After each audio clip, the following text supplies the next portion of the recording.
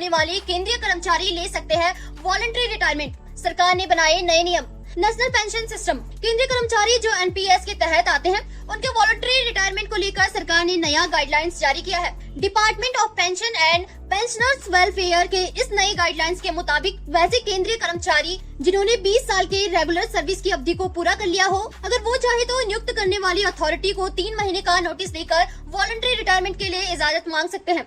Department of pension and pensioners welfare ने 11 अक्टूबर 2024 को office memorandum जारी किया है।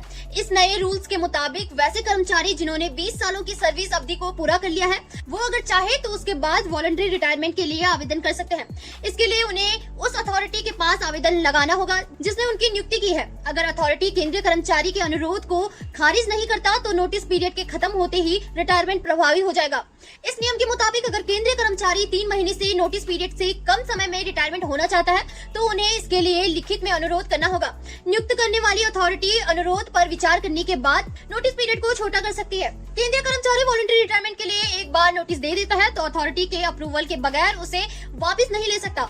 इसे वापस लेने के लिए जिस तारीख को रिटायरमेंट की इजाजत मांगी गई थी उससे 15 दिन पहले आवेदन करना होगा। Department of pension and pensioners welfare के ऑफिस मेमोरेंडम के मुताबिक सरकारी कर्मचारी जो सर्विस से वॉलंटरी रिटायरमेंट ले रहे हैं उन्हें पीएफआरडीए के रेगुलेशंस 2015 के तहत सभी बेनिफिट्स दिया जाएगा। उन्हें स्टैंडर्ड रिटायरमेंट एज पर वो सभी सुविधाएं मिलेंगी जो रेगुलर सरकारी कर्मचारी को रिटायरमेंट पर दिया जाता है।